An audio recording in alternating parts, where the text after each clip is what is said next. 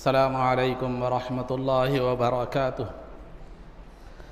الحمد للہ رب العالمین والصلاة والسلام علی سید الانبیاء والمرسلین وعلی آلہ واصحابہ اجمعین ومن تبعہم بإحسان الی یوم الدین۔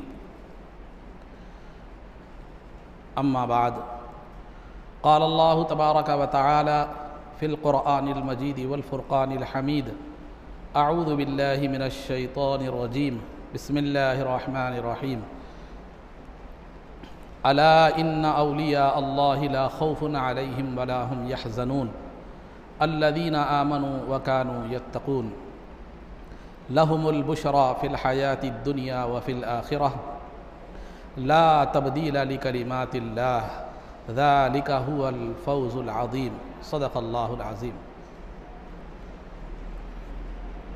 قال اللہ تبارک وتعالی فی شان حبیبہ صلی اللہ علیہ وسلم، ان اللہ وملائکتہ یصلون علی النبی یا ایہا الذین آمنوا صلوا علیہ وسلموا تسلیما۔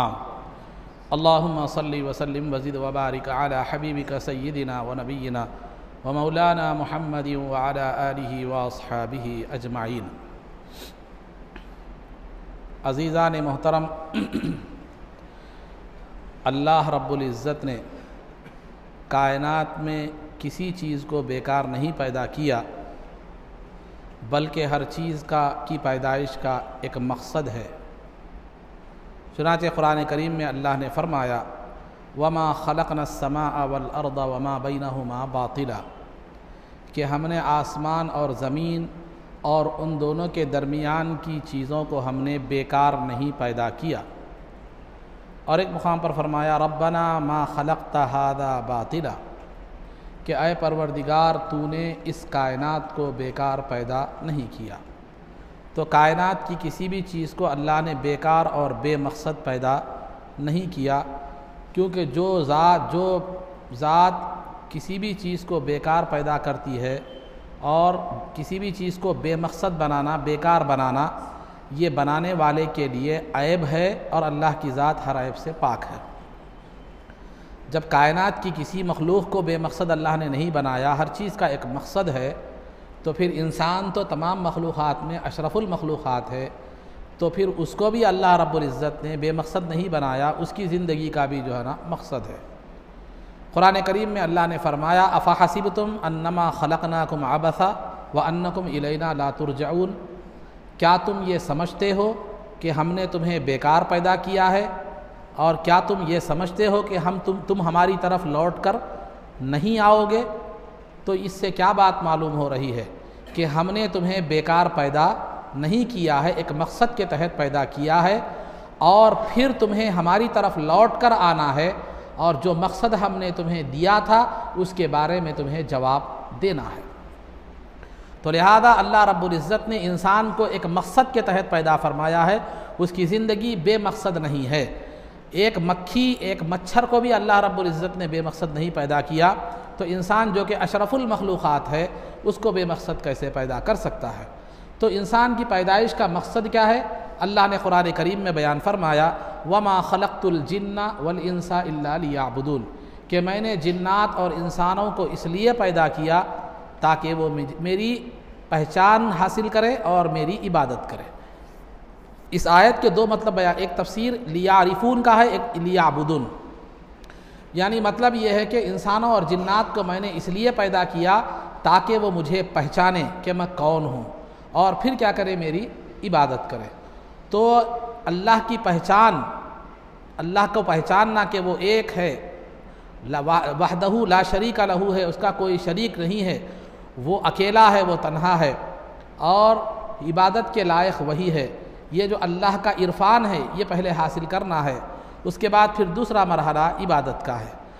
تو خلاصہ گفتگو یہ نکلا کہ انسان کی پیدائش کا مقصد عرفان خداوندی اور عبادت خداوندی ہے، اور اسی مقصد کی طرف توجہ دلانے کے لیے، اس مقصد کی تلقین کے لیے اللہ رب العزت نے تقریباً 1,24,000 انبیاء علیہم الصلاۃ والتسلیم کو اس دنیا میں بھیجا، وہ آتے رہے اور انسانیت کو اپنا ان کا مقصد یاد دلاتے رہے کہ دیکھو تمہارا زندگی میں دنیا میں آنا، کھانا پینا، شادی کرنا اور بچے پیدا کر کے چلا جانا نہیں ہے، بلکہ تمہارا ایک عظیم مقصد ہے، وہ یہ ہے کہ تم خدا کو جانو، خدا کو پہچانو اور اس کو اپنا معبود حقیقی مانو اور عبادت کرو۔ عبادت کا مطلب صرف نماز روزہ زکوٰۃ نہیں ہے، بلکہ شریعت کے مطابق زندگی گزارنا ہے، وہ بھی عبادت ہے۔ تو لہذا عبادت نماز روزہ زکوٰۃ حج کے ساتھ ساتھ معاملات بھی شریعت کے مطابق ہوں، لوگوں کے ساتھ سلوک بھی شریعت کے مطابق ہو اور حقوق کی ادائیگی بھی ہو، یہ بھی کیا ہے، یہ تمام چیزیں کیا ہے عبادت میں آتی ہیں۔ تو خلاصہ گفتگو عبادت کا مفہوم یہ ہے کہ انسان کی، ایک مسلمان کی زندگی جو ہے نا شریعت کے مطابق ہو، احکامات کے مطابق، یہی عبادت سے یہاں مفہوم ہے، عبادت کا مفہوم یہاں یہی ہے۔ تو لہذا انبیاء علیہم الصلاۃ والتسلیم آتے رہے اور لوگوں کو خدا کا عرفان، خدا کی پہچان اور اس کی عبادت کی تلقین کرتے رہے۔ تو انسان اس کے بعد انسان مختلف جو ہے نا گروہوں میں بٹ گئے۔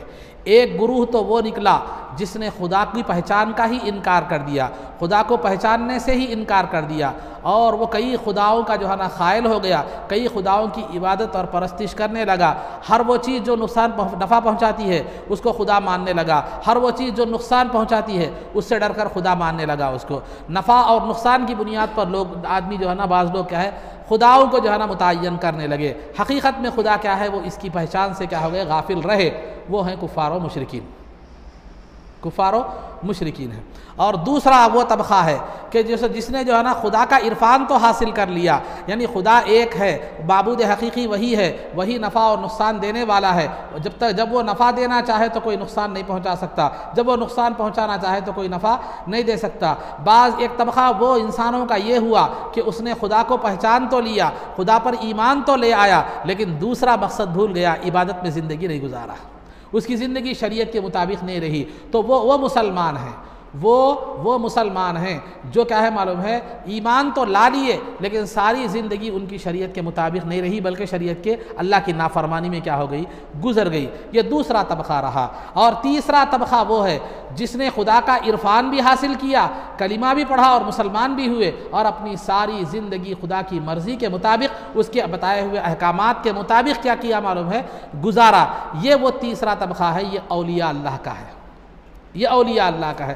اور ایک طبقہ وہ ہے جو ہے نا جو خدا کا عرفان بھی حاصل کر لیا، خدا کو ایک جان لیا اور مان لیا، لیکن زندگی گزارنے کے معاملے میں کبھی خدا کی فرما برداری کرتا رہا، کبھی خدا کی نافرمانی کرتا رہا، کبھی جو ہے نا شریعت کے مطابق زندگی گزارتا رہا، کبھی دنیا داری اس پر غالب آ گئی اور شیطان کے بہکاوے میں آ گیا۔ تو لہذا اس طرح صرف مسلمانوں میں، یعنی خدا کی پہچان رکھنے والوں میں تین طرح کے لوگ ہو گئے۔ ایک تو وہ جو خدا کو پہچان تو لیے لیکن ساری زندگی غفلت میں گزر گئی، ایک تو وہ جو خدا کو پہچان لیے، کچھ زندگی غفلت میں گزری، کچھ زندگی شریعت کے مطابق گزری۔ تیسرے وہ لوگ جو خدا کو پہچاننے کے ساتھ ساتھ ساری کی ساری زندگی خدا کے لیے وقف کر دی اور اس کے احکامات کے مطابق خود کی زندگی کو گزارا۔ یہ اولیاء اللہ ہیں، یہ اولیاء اللہ ہے۔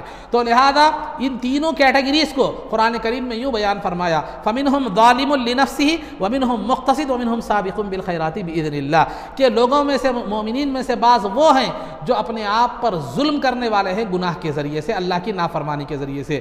بعض وہ ہیں جو کیا ہے کبھی گناہ بھی کر، مقتصد درمیانی ہیں، یعنی مطلب کبھی گناہ بھی کرتے ہیں کبھی اطاعت بھی کرتے ہیں۔ اور ایک طبقہ وہ ہے سابق بالخیرات باذن اللہ، جو بھلائیوں اور نیکیوں کی طرف اور اللہ تعالیٰ کے احکامات کی اطاعت اور اس کے امتثال امر کی طرف کیا کرتے ہیں، وہ رواں دواں دوڑتے ہیں۔ چوں ہی اللہ کا حکم آ گیا اس کی طرف کیا ہوتے ہیں، فوراً متوجہ ہو جاتے ہیں اور اس کو اپنا کر سعادت دارین حاصل کر لیتے ہیں۔ تو یہ جو تیسرا طبقہ ہے، انہی کے تعلق سے اللہ نے فرمایا، الا ان اولیاء اللہ لا خوف علیہم ولا هم يحزنون، خبردار ہو جاؤ کہ اولیاء اللہ کے دوستوں کو، اللہ کے مقرب بندوں کو، لا خوف علیہم، ان پر کسی قسم کا کوئی خوف نہیں ہے، ولا هم يحزنون، اور نہ وہ غمزدہ ہوں گے، اور نہ وہ کیا ہوں گے، غمزدہ ہوں گے۔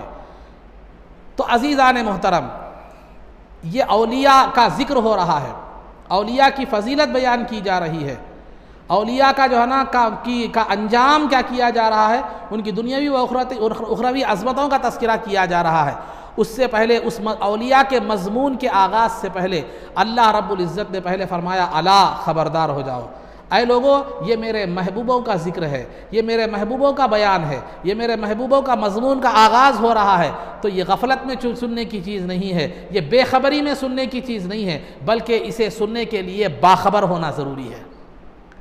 اسے سننے کے لیے باخبر ہونا جو ہے نا ضروری ہے، بے خبری میں سننے کا معاملہ نہیں ہے۔ تو اللہ رب العزت نے صرف اولیاء کے مضمون کو سننے کے لیے بے خبری کو پسند نہیں فرمایا، ان کے بارے میں بولنے کے لیے، ان کے بارے میں عقیدہ رکھنے کے لیے، ان کے بارے میں گفتگو کرنے کے لیے، ان کے بارے میں تبصرہ کرنے کے لیے بے خبری کو کیسے برداشت فرمائے گا؟ تو لہذا یہاں ہمیں یہ تعلیم دی گئی کہ دیکھو جس طرح اولیاء کا ذکر پوری توجہ اور پورے باخبر ہو کر سننا ضروری ہے، تو اولیاء کے بارے میں گفتگو بھی جب کرو، ان کے بارے میں جب تبصرہ بھی کرو، ان کے بارے میں جب زبان بھی کھولو، تو پورے ہوش و حواس کے ساتھ باخبر ہو کر پورے ادب کے ساتھ اور پورے احترام کے ساتھ کھولنا چاہیے۔ بے تکا جو آیا منہ کو وہ نہیں بولنا، اور بے توجہی کے ساتھ اس کو ایزی لے کر جو ہے نا اس کو یہ لینے کا معاملہ یہ نہیں ہے۔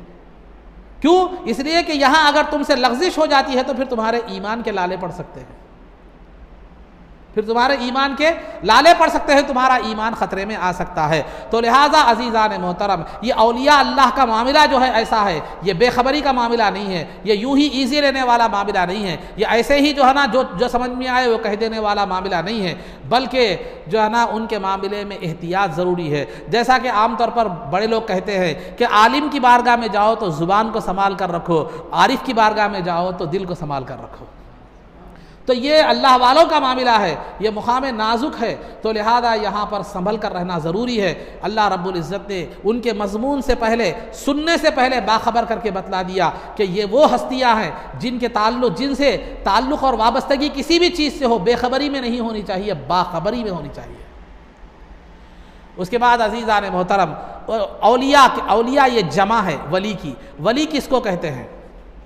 ولی کس کو کہتے ہیں؟ تو ولی کہتے ہیں اس ذات کو، ولی کہتے ہیں اس ذات کو جو ہمیشہ اللہ رب العزت کی فرما برداری کرے، کبھی اللہ رب العزت کی جو ہے نا اطاعت اور نافرمانی نہ کرے، اس کو ولی کہتے ہیں۔ جو ہمیشہ اللہ کی اطاعت و بندگی میں زندگی گزارتا ہے، اللہ کی مرضی کے مطابق زندگی گزارتا ہے، تو لہذا وہ کیا کہلاتا ہے؟ ولی کہلاتا ہے۔ ولی کی اپنی کوئی مرضی نہیں ہوتی، ولی کی اپنی کوئی آرزو نہیں ہوتی، اس نے وہ اپنی ہر آرزو کو، اپنی ہر مرضی کو جو ہے نا وہ اللہ رب العزت کی مرضی میں فنا کر دیتا ہے۔ اسی کو فنا کا مقام، فنا فی اللہ کا مقام کہتے ہیں۔ فنا فی اللہ کا مطلب مٹ جانا، ختم ہو جانا نہیں ہے۔ فنا فی اللہ کا مطلب آپ نہ رہیں، بلکہ آپ کی مرضی، آپ کا عمل، آپ کا ظاہر اور باطن اللہ رب العزت کے مرضی اور اس کے مطابق ہو جائے، یہی فنا فی اللہ کا ہے۔ مقام یہی، میں نہیں رہا، اب وہی میں بنا ہے، یہ کیفیت ہونا چاہیے کہ اب میری کوئی آرزو نہیں ہے، میری کوئی خواہش نہیں ہے، بس ہر اٹھنے والے قدم پر یہی سوچ ہو کہ میرا یہ قدم میرے مالک کے مرضی کے مطابق ہے یا نہیں ہے، اللہ رب العزت کی مرضی کے مطابق ہے یا نہیں ہے، شریعت مطہرہ کے مطابق ہے یا نہیں ہے، اسی کو ولی کہتے ہیں۔ جو اپنی تمام زندگی، اپنے ظاہر کو بھی، اپنے اعضاء کو بھی، اور اپنی خواہش کو بھی، اور اپنے نفس کو بھی کیا ہے اللہ رب العزت کے تابع کر دے، اس کے احکامات کے تابع کر دے، تو مسلسل جو اللہ رب العزت کی فرما برداری اور اطاعت کرے ظاہر اور باطن کے ساتھ، وہ ولی کہلاتا ہے۔ ایک ولی کے معنی یہ ہے۔ دوسرے ولی کے معنی یہ ہے کہ ولی وہ ہے جس پر ہر آن اللہ کی رحمتیں، اس کے احسانات، اس کی فضیلتیں نچھاور ہوتی رہے۔ ولی کے دوسرے معنی یہ ہے ہر آن اللہ کی رحمتیں اس پر برستی ہوں، اللہ کے انوار و تجلیات اس پر برستے ہوں، اور اللہ رب العزت کی جو ہے نا عنایتیں اس پر برستی ہوں، وہ کیا ہے؟ ولی اس کو کہتے ہیں۔ جیسا کہ قرآن کریم میں اللہ نے فرمایا ان رحمت اللہ قریب من المحسنین، اللہ رب العزت کی رحمت اللہ کے محسن یعنی نیک بندوں کے قریب ہے۔ یہ زندگی کے حد تک نہیں، زندگی میں بھی، زندگی کے بعد بھی، کیونکہ زندگی میں بھی وہ اللہ کا ولی تھا، زندگی کے بعد بھی وہ اللہ کا ولی ہے۔ تو زندگی میں جب ولی تھا تو نعمتیں برس رہی تھی، اللہ کی رحمتیں برس رہی تھی، تو زندگی کے بعد ختم ہونے والی نہیں ہے، کیونکہ اس کی ولایت ختم نہیں ہوئی، اللہ کے پاس اس کا مقام ختم نہیں ہوا، تو پھر وہ نعمتیں بھی باقی رہے گی۔ تو ولی کے ایک معنی یہ ہے، اور ولی کے دوسرے معنی قریب کے بھی ہیں، جو اللہ کے قریب ہو، جو اللہ کا مقرب ہو، اور ولی کے ایک معنی مددگار کے بھی ہیں۔ تو چار سے پانچ معنی ولی کے ہم ہوئے۔ ایک تو ولی کے معنی جو ہمیشہ اللہ کی اطاعت کرنے والا، ایک ولی کے معنی جس پر اللہ کی نعمتیں اور انعامات ہمیشہ نچھاور ہوتی رہے، دوسرا۔ تیسرا ولی کے معنی جو ہے نا قریب کے ہے، چوتھا ولی کے معنی مددگار کے ہے۔ تو اس میں ایک آغاز ہے، ایک انجام ہے۔ ولی کے اس معنی میں ایک آغاز ہے، ایک انجام ہے۔ آغاز کیا ہے؟ اس کی ہر حرکت و سکون اللہ رب العزت کے مطابق ہو۔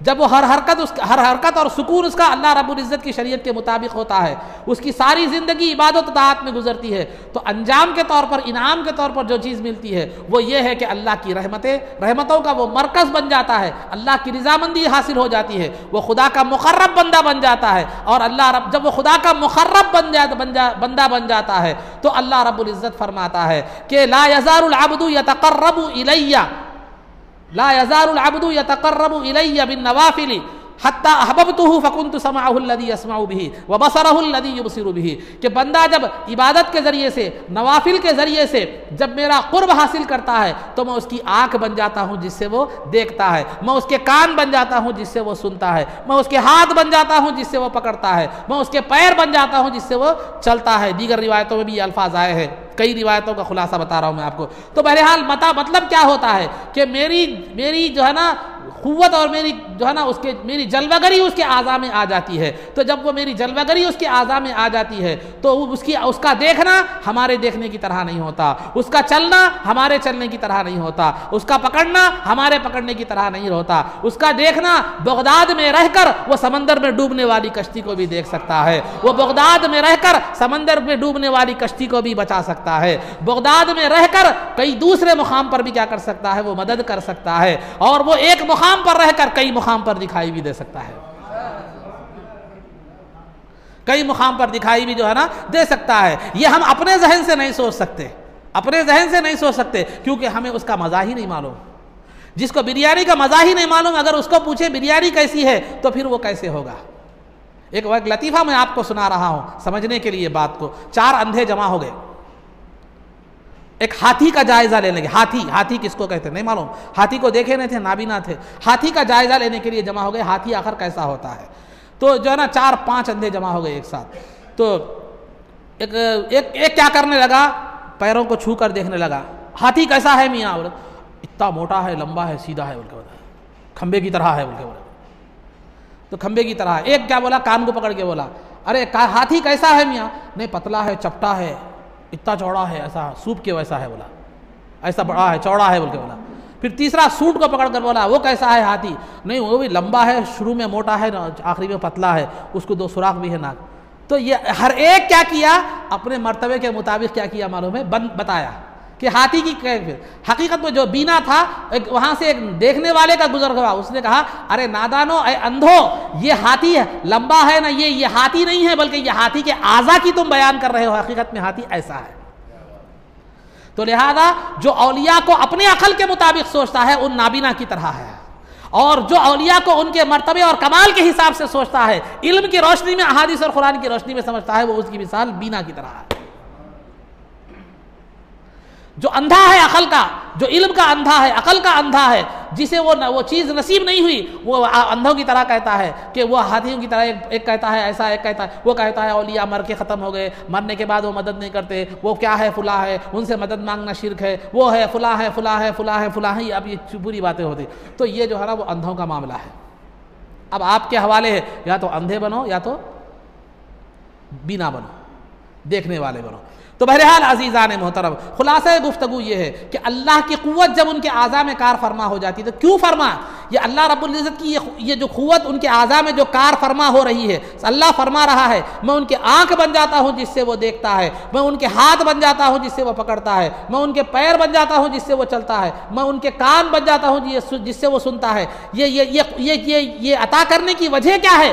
اس سے پہلے کا حدیث کا لفظ بتا رہا ہے، حتی احببتہ، میں اس کو اپنا محبوب بنا لیتا ہوں۔ جب میں اس کو اپنا محبوب بنا لیتا ہوں تو پھر یہ میری کرم نوازیاں اس کے ساتھ ہوتی ہے۔ تو یہ جو اللہ کی قوتیں اور قدرتیں اللہ والوں کے اعضاء میں جلوگر ہوتی ہیں، جلوگر ہوتی ہیں، اس کی بنیاد زندگی نہیں ہے، اس کی بنیاد محبوبیت ہے کہ وہ اللہ کے محبوب ہیں۔ اس وجہ سے اللہ رب العزت یہ قوتیں ان کے اندر کار فرما فرما دیتا ہے، یہ قوتیں ان کے اندر جاری فرما دیتا ہے۔ تو محبوب ہونے کی بنیاد پر تو وہ زندگی میں بھی محبوب تھے، زندگی کے بعد بھی محبوب ہیں۔ تو کیا بعید ہے کہ زندگی میں وہ قوت، ایسا نہیں ہو سکتا کہ زندگی میں تو اللہ رب العزت یہ قوتیں انہیں عطا کر دے، زندگی کے بعد وہ چھین لے، ایسا نہیں ہو سکتا۔ کیوں؟ کیونکہ یہ قوتیں جو ہے نا زندگی کی بنیاد محبوبیت کی بنیاد پر دی گئی ہے۔ مثال کے طور پر میں آپ کو بتاتا چلوں، آپ کی ایک بیٹا ہے، آپ اس سے بہت زیادہ محبت کرتے ہیں، خدا نہ کرے اس کا انتقال ہو گیا، کیا اس کے انتقال سے اس کی محبت آپ کے دل میں ختم ہو جائے گی؟ ہاں یہ بات اور ہے، زمانہ گزرنے کے ساتھ یاد کم آئے گا لیکن محبت تو ختم نہیں ہوگی۔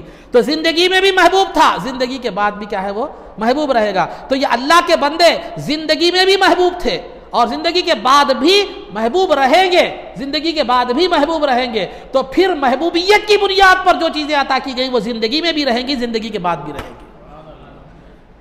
تو یہ جو قوتیں اللہ رب العزت انہیں عطا فرمایا ہے وہ زندگی میں بھی رہیں گی، زندگی کے بعد بھی رہیں گی۔ میرے استاد محترم فرمایا کرتے تھے کہ جو ہے نا زندگی میں اولیاء اللہ کی قوت جو ہے نا وہ زندگی سے زیادہ زندگی کے بعد ہو جاتی ہے۔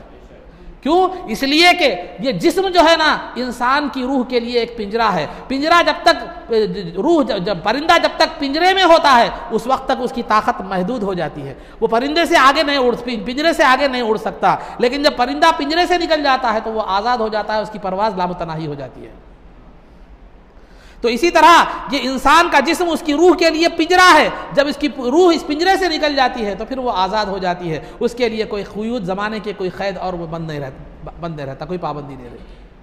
تو الغرض عزیزان محترم بتلانا یہ مقصود ہے کہ بندہ جب اپنی ساری زندگی اللہ کی اطاعت میں گزارتا ہے تو پھر اس کی ذات اللہ کی رضا اور اس کے احسانات اور اس کے نعمتیں اور اس کے اکرامات اور اس کے جو ہے نا رحمت کا مقام بن جاتا ہے، اور پھر وہ اللہ کا مقرب بھی بن جاتا ہے، اور پھر جب وہ اللہ رب العزت کی عطا کردہ طاقت کی وجہ سے وہ لوگوں کا مددگار بھی بن جاتا ہے، خواہ وہ زندگی میں ہو یا زندگی کے جو ہے نا بعد ہو، زندگی میں ہو یا زندگی کے بعد ہو۔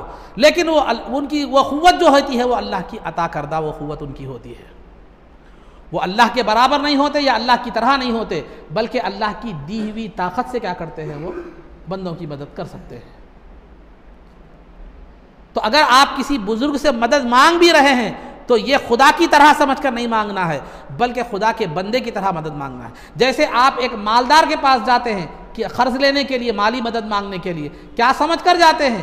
کیا اس کو خدا تو نہیں سمجھتے آپ؟ دینے والا خدا ہے، خدا تو نہیں، خدا نے اس کو مالدار بنایا ہے، اس وجہ سے آپ کیا کرتے ہیں اس کے پاس جاتے ہیں۔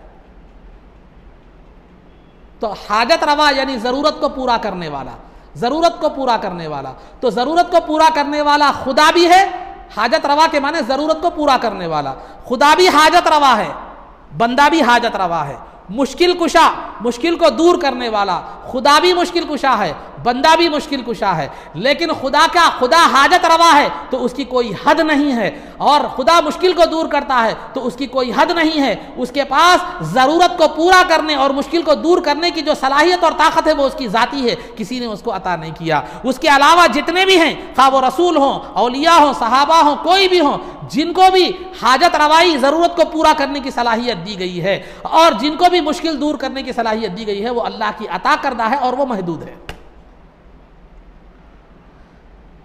وہ مخلوق ہے، محدود ہے۔ تو الغرض عزیزان محترم بتلانا جو ہے نا یہ مقصود ہے کہ جب بندہ خدا کا قرب حاصل کر لیتا ہے تو ایک چیز کیا ہے، آغاز ہے، وہ یہ ہے کہ اطاعت میں زندگی گزارتا ہے، تو پھر اللہ انجام کے طور پر جو چیز اسے ملتی ہے، اللہ کی رحمت، اس کی رضا، اس کی مغفرت، اس کی نعمتیں، اس کے احسانات، اس کے انعامات، پھر خدا کا قرب اور بندوں کی مدد کی صلاحیت اور طاقت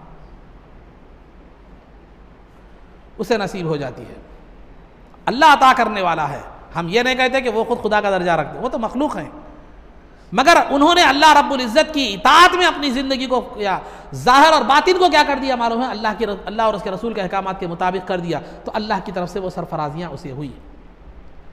اور آپ دیکھیے، اور یہی وجہ ہے کہ اللہ رب العزت نے ان کے راستے کو صراط مستقیم فرمایا، سیدھا راستہ فرمایا، اور اللہ کے انعام یافتہ بندوں کا راستہ فرمایا۔ یہ لوگ ان کا راستہ صراط مستقیم ہے اور یہ اللہ رب العزت کے انعام یافتہ بندے ہیں، انعام انہی کو دیا جاتا ہے، انعام انہی کو دیا جاتا ہے جو کامیاب ہوتے ہیں، اور پسند محبوب وہی بنائے جاتے ہیں جو مرضی کے مطابق کام کرتے ہیں۔ اگر آپ کے 2 بچے ہیں، ایک بیٹا آپ جیسا بولے ویسا سنتا ہے، ایک نے آپ جو ہے نا نہیں سنتا، ایک آپ کی بات نہیں سنتا، تو آپ کے پاس محبوب کون ہوگا، پسندیدہ کون ہوگا؟ وہ بیٹا جو آپ کی مرضی کے مطابق چلتا ہے۔ تو لہذا خدا کا محبوب وہی بن سکتا ہے جو اس راہ جو ایسے راستے پر چلے جو خدا کا مرضی والا راستہ ہو، ایسا عمل اختیار کرے جو خدا کی مرضی کے مطابق ہو، ایسا عقیدہ اختیار کرے جو خدا کی مرضی کے مطابق ہو۔ تو اولیاء اللہ جس کا راستہ جو ہے وہ خدا کی مرضی والا راستہ ہے، اولیاء اللہ کا جو عمل ہے وہ خدا کی مرضی والا عمل ہے، اولیاء اللہ کا جو عقیدہ ہے وہ خدا کی مرضی والا عقیدہ ہے، خدا اور اس کا رسول اس سے راضی ہے۔ تو اب آپ دیکھیے اولیاء اللہ جتنے بھی گزرے ہیں کائنات کی ابتدا سے اب تک، وہ کس میں گزرے ہیں؟ وہ اہل سنت والجماعت میں گزرے ہیں۔ تو معلوم یہ ہوا کہ اہل سنت کا راستہ خدا کی مرضی والا راستہ ہے، اہل سنت کا عقیدہ خدا کی مرضی والا عقیدہ ہے، اہل سنت کے اعمال والا راستہ جو ہے نا یہ خدا کی مرضی والا راستہ ہے۔ اور ایک بات میں آپ کو یہاں پر ضروری بتاتا چلوں، آپ کو جو بھٹکایا جاتا ہے عام طور پر، دیکھیے ایک ہوتا ہے عقیدہ، ایک ہوتا ہے عمل، ایک ہوتا ہے عقیدہ، ایک ہوتا ہے عمل۔ عقیدے کی بنیاد پر آپ کو عقیدہ صحیح ہے تو ہدایت یافتہ کہیں گے آپ کو، عقیدہ غلط ہے تو گمراہ کہیں گے۔ اگر گمراہی کفر کے شرک کے درجے تک پہنچی ہوئی ہے تو آپ کو کافر اور مشرک کہا جائے گا، ٹھیک ہے؟ تو کسی کو بھی گمراہ کہتے ہیں یا کسی کو بھی جو ہے نا کافر کہتے ہیں یا کسی کو بھی مشرک کہتے ہیں یا کسی کو بھی بدعقیدہ کہتے ہیں تو یہ عقیدے کی بنیاد پر کہا جاتا ہے، پہلی بات۔ اور عمل کی بنیاد پر کسی کو فرما بردار یا نافرمان کہا جاتا ہے۔ اگر کوئی آدمی نماز پڑھتا ہے، اللہ کی اطاعت کرتا ہے تو فرما بردار کریں گے، اس کو ہدایت یافتہ نہیں بولتے، اس کو عمل کی بنیاد پر ہدایت یافتہ نہیں بولتے اس کو۔ اور اگر کوئی اللہ کی نافرمانی کرتا ہے تو اس کو گمراہ نہیں بولتے، نافرمان بولتے۔ اطاعت کرتا ہے تو فرما بردار، اور اطاعت نہیں کرتا تو نافرمان۔ عقیدہ سرکار اور صحابہ اور جو ہے نا اہل بیت اولیاء کے مطابق اگر عقیدہ ہے تو ہدایت یافتہ، اور اگر اس کے خلاف عقیدہ ہے تو گمراہ، اس کے خلاف عقیدہ ہے تو گمراہ۔ سمجھ میں آ رہی ہے آپ تو گمراہی یا ہدایت کا تعلق عمل سے نہیں ہے، فرما برداری اور جو ہے نا نافرمان کا تعلق عمل سے ہے۔ اگر کوئی سنی ہے، اگر وہ نماز نہیں پڑھتا تو وہ اہل سنت سے خارج نہیں ہے، اگر عقیدہ اس کا اہل سنت کے مطابق ہو تو وہ سنیت سے خارج نہیں ہے، نافرمان ضرور کہیں گے، اس کو گمراہ نہیں کہیں گے، نافرمان سنی کہیں گے۔ عام طور پر بھٹکایا، دیکھو سنی بولتے نماز نہیں پڑھ رہے، دیکھو تو مطلب تم نماز نہیں پڑھ رہے، سنی نہیں ہے بولنے کا مطلب، ایسے انداز میں آپ کو لایا جاتا ہے۔ سنی بولے دیکھو درگاہوں کے پاس سجدہ کر رہے، دیکھو سنی بولے میلاد کے جلدی اس میں جا کے نماز چھوڑ دیں، ایک ہی چیز ملتی نماز۔ اور یہ نماز کا جو دعویٰ لیا جاتا ہے اگر دیکھا جائے تو ان میں بھی کوئی زیادہ کوانٹٹی نہیں ہے، ہماری جتنی ہے اس سے تھوڑا بہت زیادہ ہوگی۔ میں آپ نہ لیجیے، یہ دیکھ لیجیے، آپ میں بتاتا ہوں۔ تو بہرحال نماز ان سنی ہے، دیکھو سنت بدعت کر رہا، سنی ہے، ان سنی ہے، ان سنی، دیکھو نماز پڑھ رہا نہیں، سنت ہے کیا، ان سنی ہے کیا، ان دیکھو درگاہ کے پاس جا رہا، ان سنی ہے کیا۔ دیکھو یہ غلط عمل کرنے سے وہ نافرمان کہے گا، اللہ کا نافرمان کہے گا، گناہگار کہیں گے آپ اس کو، لیکن گمراہ نہیں کہہ سکتے۔ یہ بات ذہن میں رکھیے آپ ہمیشہ۔ اور میں ہرگز یہ بھی نہ سمجھے کہ میں آپ لوگوں کو نماز چھوڑنے کی اجازت دے رہا ہوں۔ اطاعت ضروری ہے، نماز فرض ہے، روزہ فرض ہے، زکوٰۃ فرض ہے۔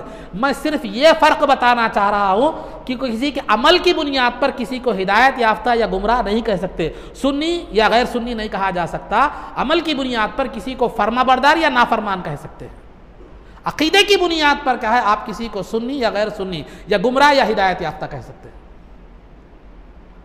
تو سرکار نے اگر یقیناً جو ہے نا عمل کی بنیاد پر اگر کوئی حق پر ہوتا، عمل کی بنیاد پر اگر کوئی سنی ہوتا تو سرکار نے خارجیوں کے تعلق سے صحابہ سے فرمایا، کیا فرمایا صحابہ سے کہ دیکھو نا ایک قوم نکلے گی کہ وہ قرآن کی تلاوت اتنی کثرت سے کریں گے، تم اپنی قرآن کی تلاوت کو ان کے سامنے معمولی سمجھو گے۔ کس سے کہہ رہے سرکار؟ صحابہ سے، ہمارے سے نہیں، ہم کب تو بھی ایک مرتبہ پڑھتے۔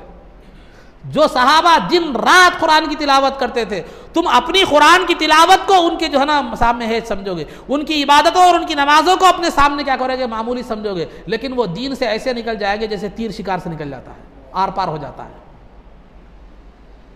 تو اگر عبادت کی بنیاد پر اگر کوئی حق پر ہونا تو پھر یہ حق پر ہونا تھا، لیکن سرکار کیا بول رہے ہیں، وہ دین سے ایسے نکل جائے گا جیسے تیر شکار سے، سرکار ان کو بے دین قرار دے رہے ہیں۔ تو عبادت کی بنیاد پر اگر کوئی پابندی سے عبادت کرتا ہے تو اس کو دیندار یا ہدایت یافتہ نہیں کہہ سکتے، عقیدے کی بنیاد پر ہدایت یافتہ کہہ سکتے ہیں۔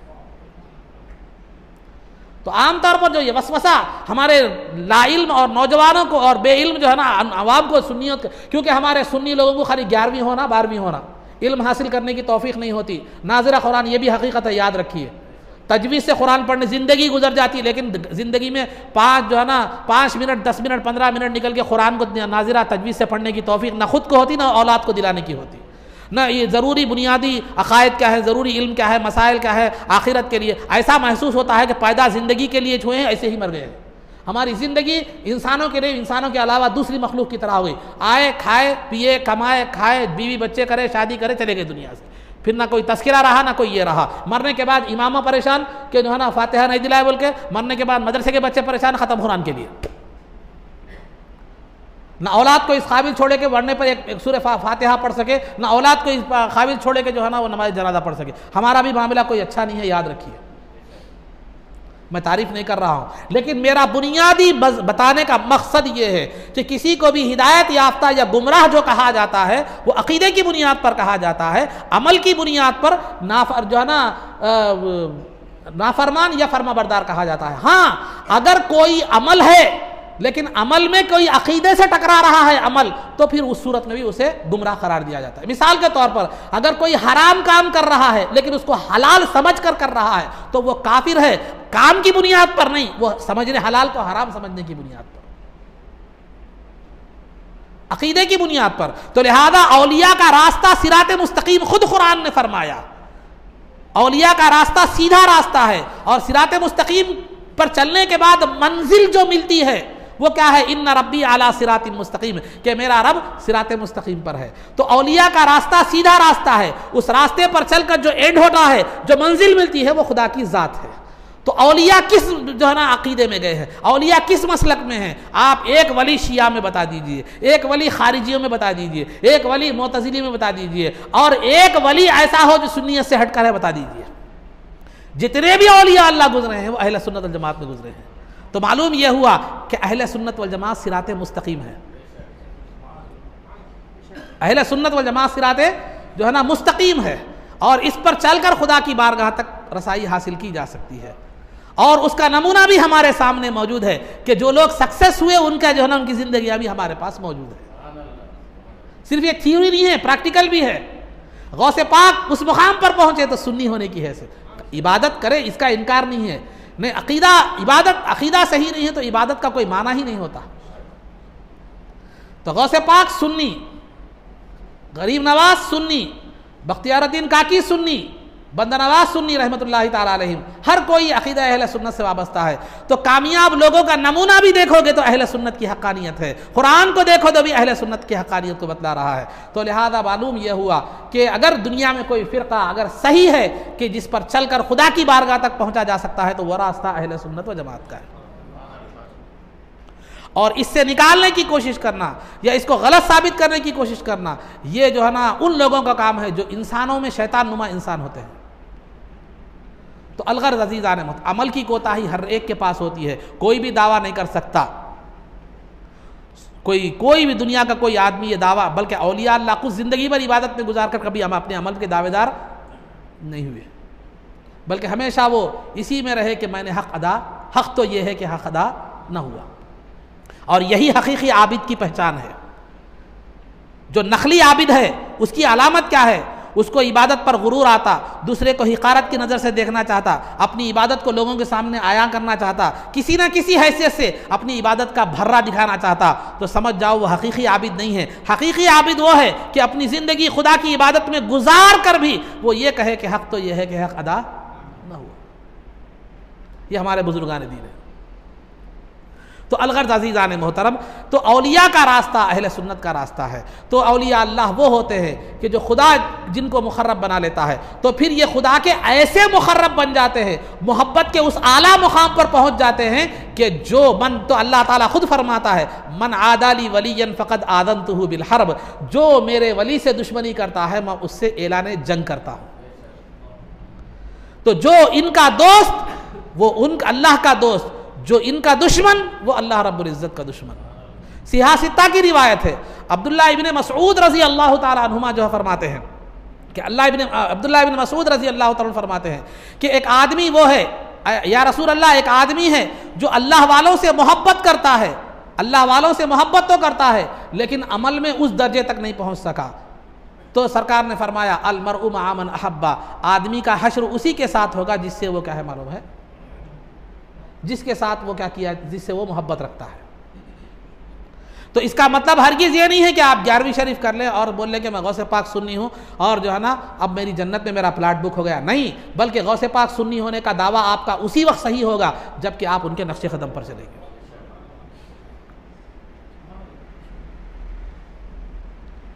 آپ اسی نقش قدم پر چلیں گے۔ میں آپ لوگوں سے کہہ رہا ہوں، یہ تو عام بات ہے، میں آپ لوگوں سے کہہ رہا ہوں کہ ہم جب 11ویں شریف کی بات آتی ہے، میں یہ نہیں کہتا کہ 11ویں شریف مت کیجیے، 6ویں شریف مت کیجیے، 11ویں شریف کی بات آتی ہے، ٹھیک ہے نیک کام ہے، کھانا کھلا رہے ہیں،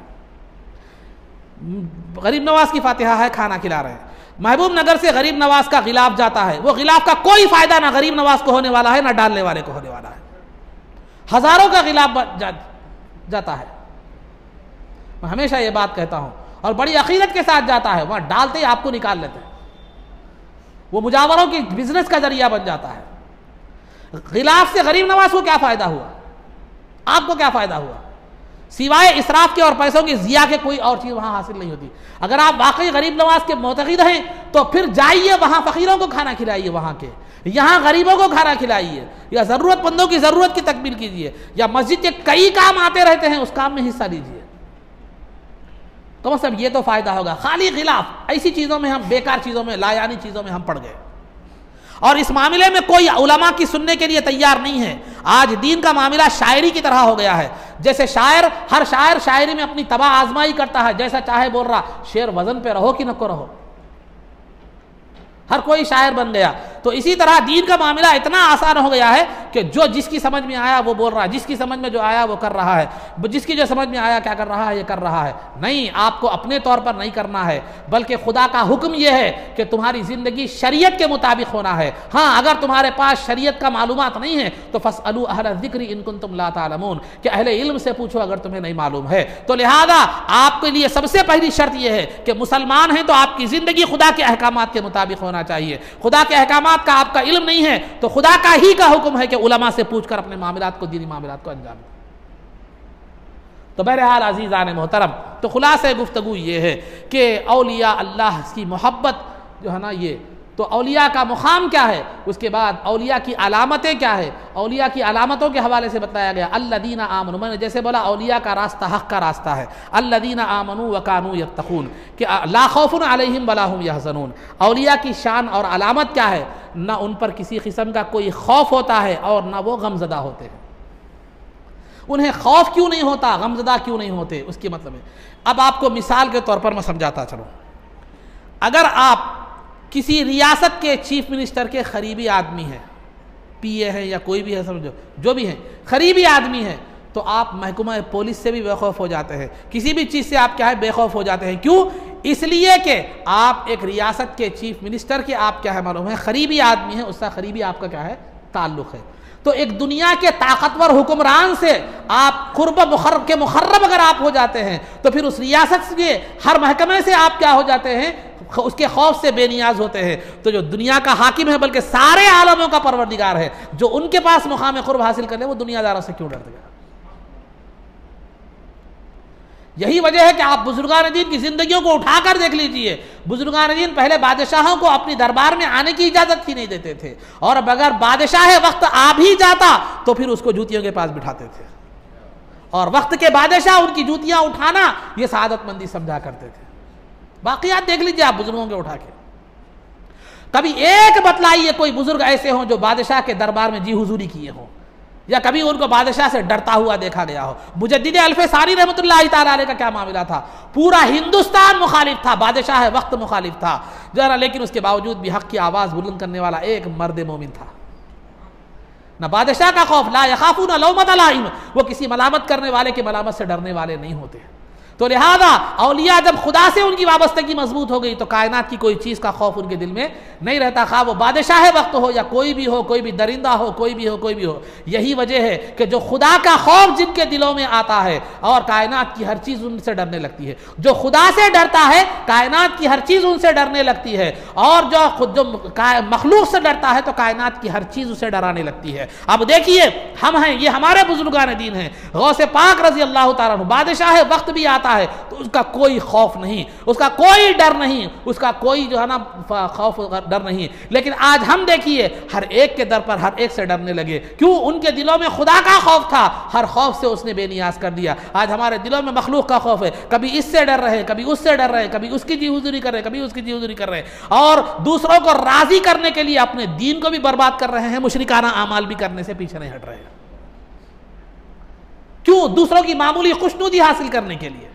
ارے چاہیے تو یہ تھا خوشنودی حاصل کرنے کا، اگر کوئی حقیقت میں حقدار ہے تو اللہ اور اس کے رسول ہے، ان پر ایمان لائے، ان کا کلمہ پڑھے، خیر امت کا لقب ملا، مسلمان ہونے کا لقب ملا، جنت کے حقدار ہوئے، دوزخ سے بچے، اور جو نا وہ ہونے کے باوجود بھی اور ہم جو ہے نا ڈر رہے ہیں کسی اور سے، گداگری کسی اور کی کر رہے ہیں۔ ارے مسلمان کہتے ہی اس کو ہے جو خدا، مسلمان کا مطلب ہی یہی ہے، وہ خدا کے سامنے کسی اور، خدا کے علاوہ کسی اور کے سامنے جھکتا نہیں، خدا کے علاوہ کسی اور سے ڈرتا نہیں۔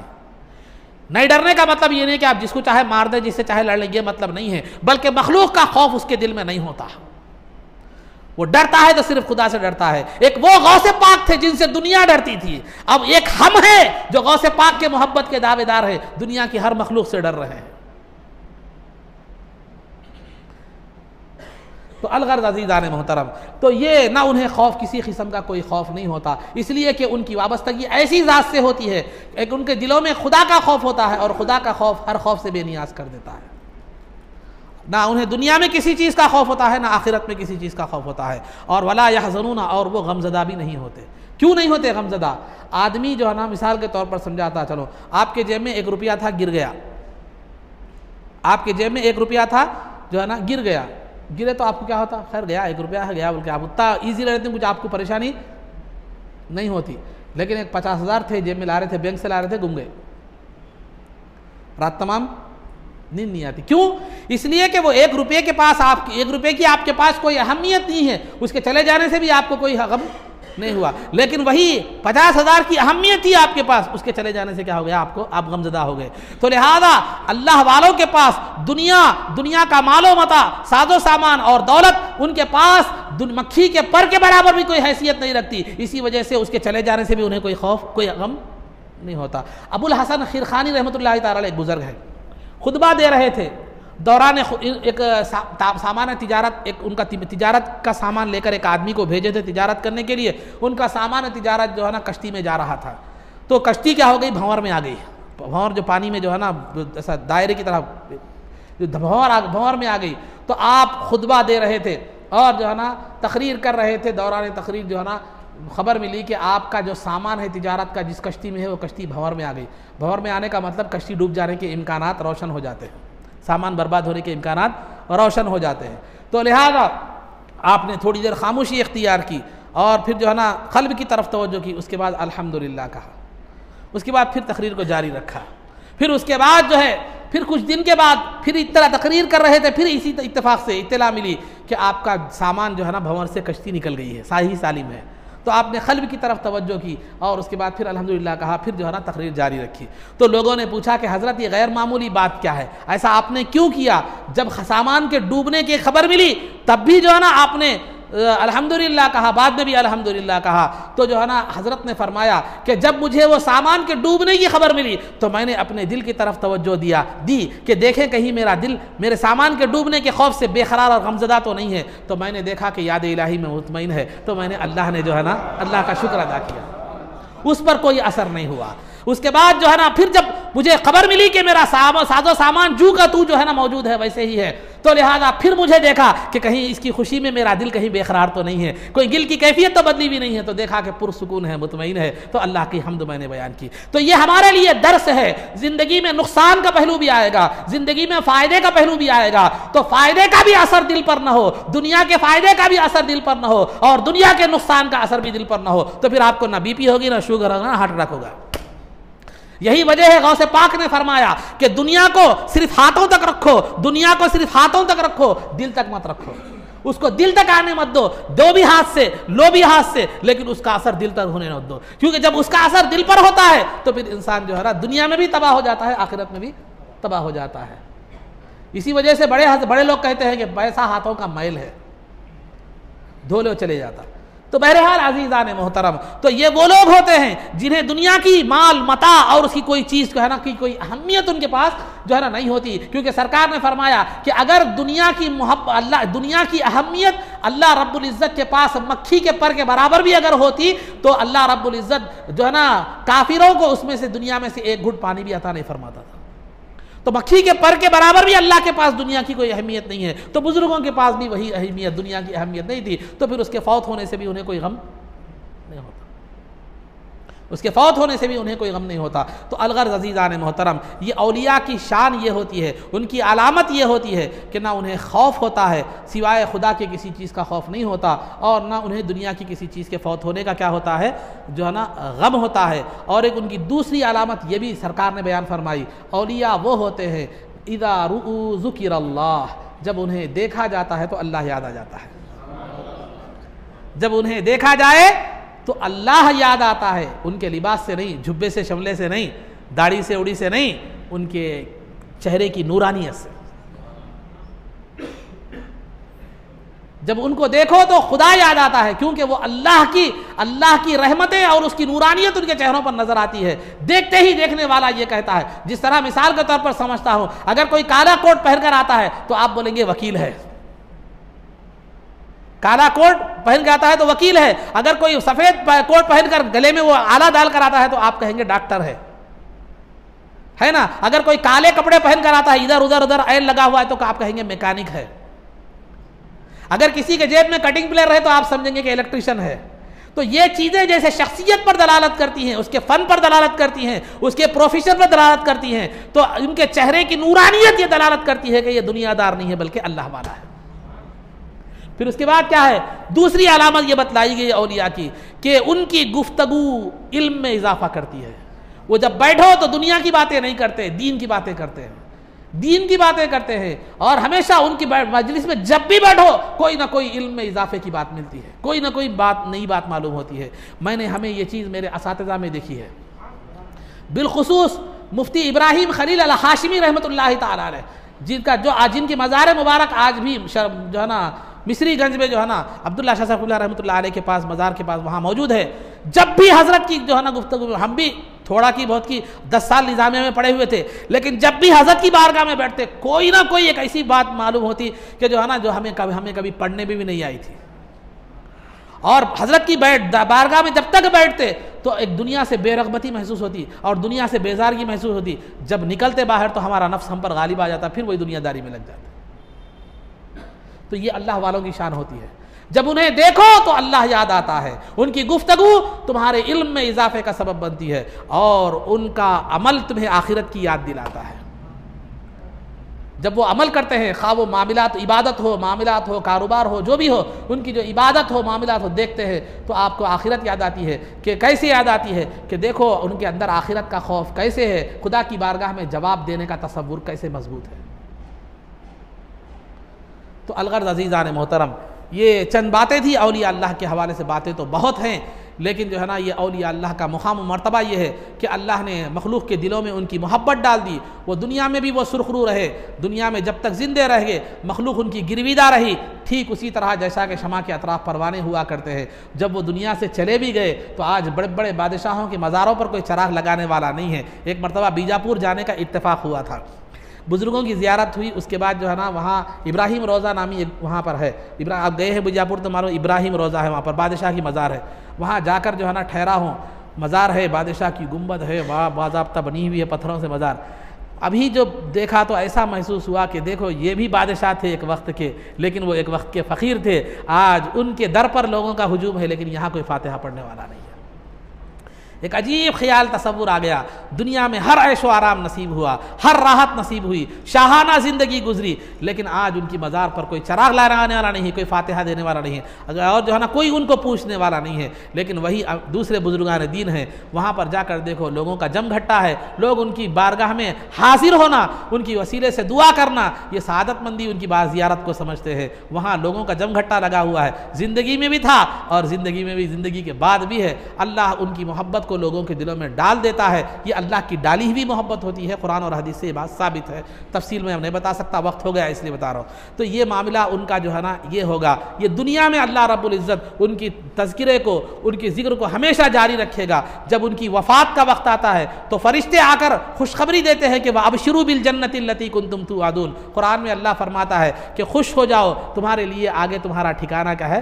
جنت ہے۔ قبر میں معاملہ یہ ہوتا ہے، جب اللہ والے کو قبر میں دفن کر دیا جاتا ہے تو فرشتے آ کر کہتے ہیں کہ نم کنومت العروس، کہ دلہن کی طرح سو جا، اب تجھے کوئی فکر کی بات نہیں ہے۔ خبر 70 گز چوڑی 70 گز لمبی کر دی جاتی ہے، ہر طرح کا آرام خبر میں نصیب ہوتا ہے۔ تو اسی وجہ سے ان کی وفات کے دن کو عرس کہا جاتا ہے، عرس یعنی خوشی اور شادی کا دن، کیونکہ فرشتے کہا کرتے ہیں جس دن ان سے وفات ہوئی تھی، حساب و کتاب لینے کے بعد، سوالات، قبر کے سوالات کرنے کے بعد، نم کنومت العروس الذی لا یوقظہ الا احب اہلی او کما قال، کہ جو ہے نا ایسے اس دلہن کی طرح سو جا جسے سوائے دلہے کے کوئی اٹھانے والا نہیں ہے۔ تو اے اللہ کے محبوب بندے تو اسی طرح سو جا کہ سوائے قیامت کی سور کے اب تجھے کوئی دوسری چیز اٹھانے والی نہیں ہے۔ جب خبر میں اٹھیں گے، خبر سے حشر میں اٹھیں گے تو اللہ رب العزت ان کے لیے نور کے ممبر رکھا ہوا ہوگا، اور وہ نور کے ممبروں پر بیٹھے ہوئے ہوں گے۔ انبیاء اور شہداء دیکھیں گے کہ یہ تو ہمارے بعد میں آنے والے لوگ ہیں، اللہ رب العزت نے انہیں وہ کیسے مقامات عطا فرمائے، وہ دیکھ کر خوش ہوں گے انبیاء علیہم الصلوۃ والتسلیم اولیاء کے مقامات کو۔ تو سرکار نے جو ہے نا فرمایا فہم علی منابر من نور، کہ وہ نور کے ممبروں پر ہوں گے۔ تو حشر میں پھر جنت میں ان کے اعلیٰ سے اعلیٰ مقامات ہوں گے اور اعلیٰ سے اعلیٰ درجے ہوں گے۔ تو ان کی دنیا بھی بہتر، زندگی کے بعد کی زندگی بھی بہتر، قبر کی زندگی بھی بہتر، حشر کی زندگی بھی بہتر، اور جنت کی ابد الآباد کی زندگی بھی بہتر۔ یہ چیزیں، یہ بزرگوں کی زندگیاں، یہ ہمارے لیے نمونہ ہیں، یہ وارثین انبیاء ہیں۔ چونکہ ہم نے انبیاء کو نہیں دیکھا، ان کی تعلیمات ہمارے سامنے تھی، ان کی تعلیمات کا عملی نمونہ اگر ہمیں دیکھنا ہے تو یہ بزرگوں کی جو ہے نا زندگیاں ہیں، اور اس کا انجام بھی دیکھنا ہے تو قرآنی آیات ہے، احادیث مبارکہ ہے، پھر ان کا انجام بھی ہمیں معلوم ہے، اور ہم مشاہدہ بھی کر رہے ہیں بزرگوں کی زندگیوں کا، زندگی میں بھی، زندگی کے جو ہے نا بعد بھی۔ تو لہذا ہم ضرورت اس بات کی ہے کہ ہم ان کے نقش قدم پر چلیں، ان کے عقیدے اور عمل کو تھامیں، اور زندگی ان کے نقش قدم پر چل کر گزارنے کی کوشش کریں۔ یقیناً سعادت مندی اور جو ہے نا دنیا کی عزت اور دنیا کا اقتدار ہمارے قدم چومے گا۔ آج ہم نے ان کو ترک کر دیا تو پھر در بدر بھٹکتے رہ گئے، اور ایسے لوگوں کی جو ہے نا جو کے سامنے جی حضوری پر جھکنے پر ہم مجبور ہو گئے۔ نہ ایک مسلمان وہ تقاضا کرتا ہے، نہ اس کا مرتبہ وہ تقاضا کرتا ہے، نہ ایک کلمہ گو کے لیے وہ حرکت کیا ہے معلوم ہے مناسب ہے۔ بہرحال اللہ رب العزت سے دعا ہے کہ پروردگار عالم جو کچھ بھی کہا گیا اس پر عمل کی توفیق رفیق عطا فرما، بزرگان دین کے علوم و فیوض سے ہم کو بہرور فرما، ان کے نقش قدم پر چلنے کی توفیق عطا فرما، عزت و عافیت کی زندگی دے، اور ایمان پر ہمارا خاتمہ فرما، رسول پاک صلی اللہ علیہ وسلم کے قدموں میں ہمارا حشر فرما، آپ کی شفاعت عظمیٰ سے ہم کو بہرور فرما، آپ کے دست مبارک سے جام کوثر پینا نصیب فرما، جنت میں آپ کی غلامی معیت و رفاقت نصیب فرما۔ صلی اللہ تعالی وسلم علی خیر خلقہ سیدنا محمد و آلہ و صحبہ اجمعین برحمتک یا ارحم الراحمین والحمد للہ رب العالمین۔